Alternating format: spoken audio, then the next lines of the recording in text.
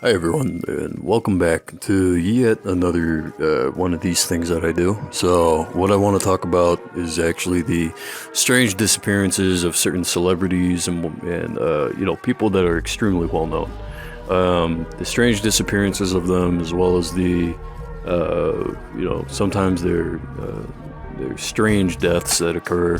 And there's kind of a strangeness about it that kind of, it's like a shroud, a dark shroud on everyone.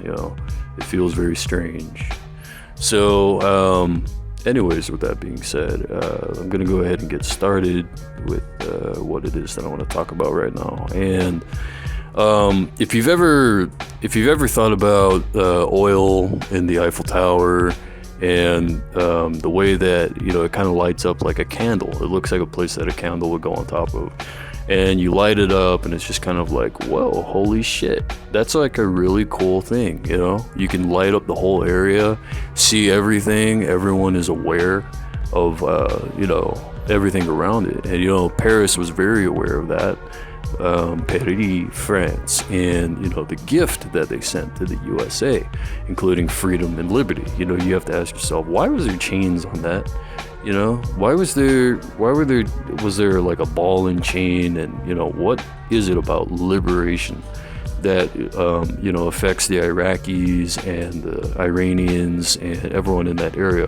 What is it that is causing this effect, all this radius, a large radius effect, in those areas? And then you kind of like look at yourself, you feel yourself out, and you focus completely on getting the missions accomplished, that have to deal with one place to another, whether it be a Saudi Arabian type of mission. You might be in the middle of the desert somewhere next to a couple oil rigs, you might be next to a couple demolition trucks, and there's there's kind of a frivolity that occurs when unnecessary. But as long as you keep progressing, you process the progress into more of a results bin type of thing. And as you've seen in a lot of factories, they have bins for many different parts. They've got bins for, cross leather. They have bins for gears, gearbox type of artworks, and, so on and so forth.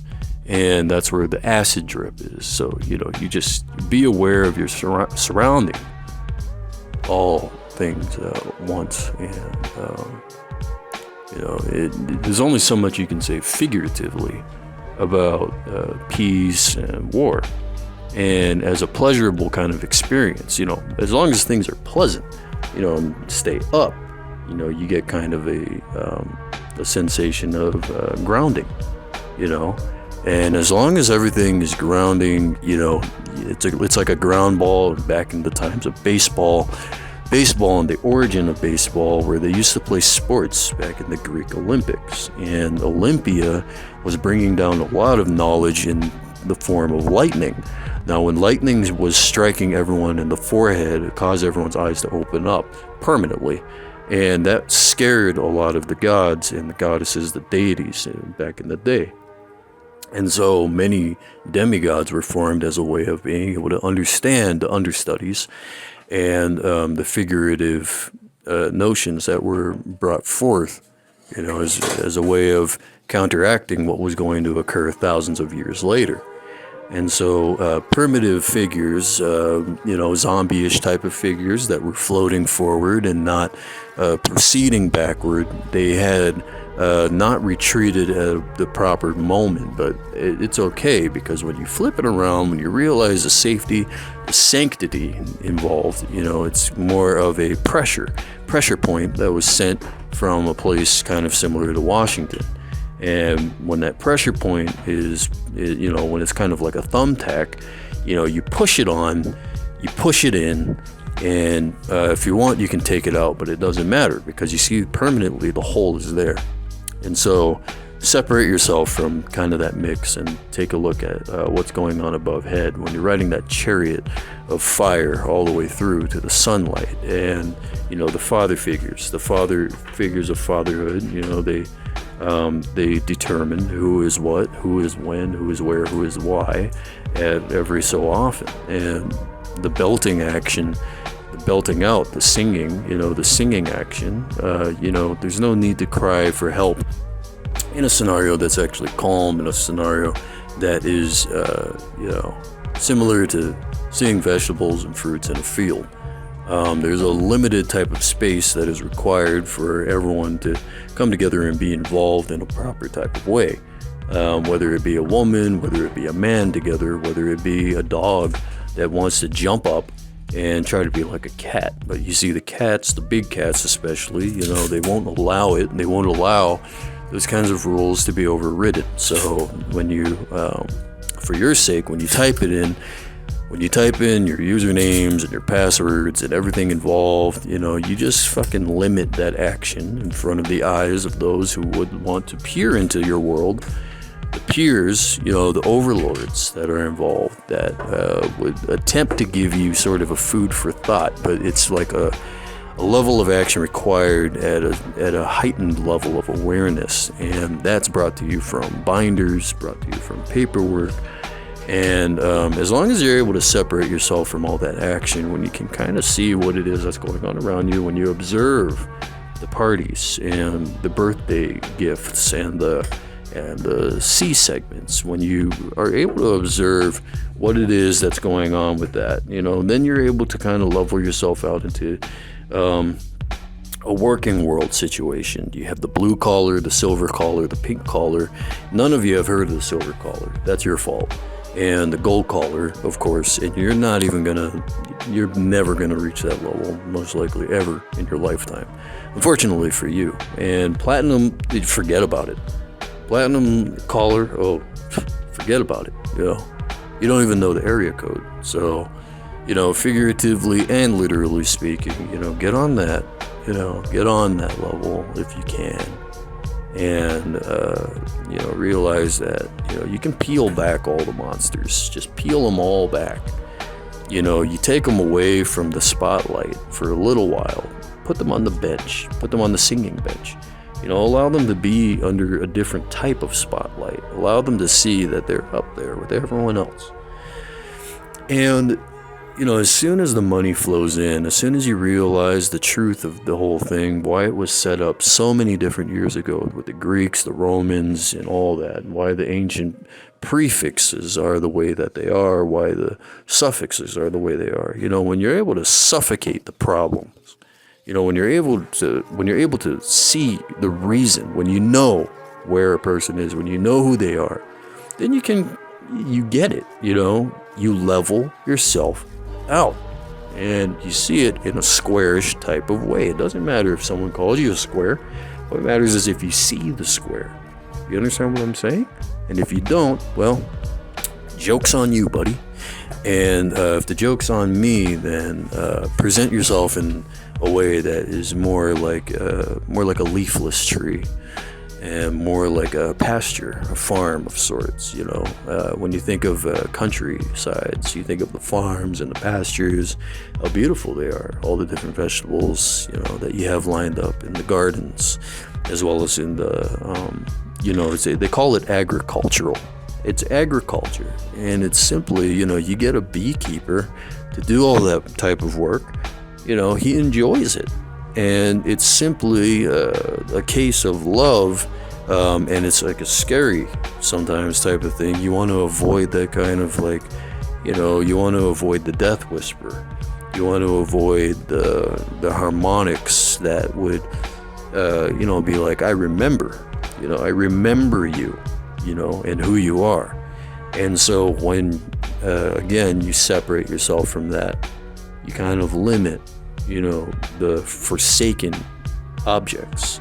You limit the forsakenness, and then you realize how humble you are. You're like, fuck, anything can happen at any moment. You put your hand up, raise your hand, and reach for the sky. And as soon as you reach for the sky, if the sky is green, purple, pink, it doesn't matter what color it is, because the pollution in the air, it is definitely affecting the amount of love and the amount of hostility that can be present. So just remember who the fuck I am. Don't fuck with me. Don't fuck with my family. I'll fucking kill you. But at the same time, you guys are amazing. You're awesome. I I love you guys, and I'm not talking to you, you know. I'm not talking to you. That gets you up into your head. You're like, oh shit, you know, kill. The word kill. It's a scary thing. But what it's going to do is it's going to bring you back to the supermarkets. It's going to bring you back to society. It's going to bring you back to all the different people, the millions of people that exist. How many people are on this planet? 7 to 8 billion? Think about that. Think about 8 billion people and the word kill. What does it matter? Especially when you're able to work every day and every night of your life, as many hours as you want, as long as you can get that work, as long as you can create something of worth, of value. You do that. You do it. And then you realize the truth. You feel some sensation of restlessness, yet at the same time, some sensation of comfort. And you're going to use that energy. I know you will. You know, anyone could attempt, you know, to make some kind of transaction on my life, just as I could or anyone else could on your life or whoever's life. Anyone can do it to each other. And that's the barbaric part of civilization that used to exist back in the day, medieval ages, the dark ages. Something I actually spoke about with someone very recently. And, you know, she had a lot of interesting things to say about that. You know, Tracy is a really, really cool and nice individual. You know, you have to consider all things. Consider all things. Okay? And all people who are involved in any type of situation, you know, as long as the stars are still shining down upon us, you can kind of feel the ocean, the motion of the ocean, where it takes you. And it has a tendency to take you to like a smooth place, a smoothness that exists only in the now, and it's just so beautiful. It's like you're looking from a villa or from some type of really nice location. You're just like looking from an estate, you know, whether you're in the south, whether you're in the north, the east, the west, on an island. You could be in Bermuda Triangle. You could be somewhere next to where Rihanna was born. It doesn't matter, okay? As long as you pay me the fucking money that I'm owed, all right? And then you're like, oh, that was a pretty good one. You know, dinosaur stomps and stamps, okay? Put that on the mail. Put that on the inbox. And just suggest to yourself to listen very carefully. Calm, soothing.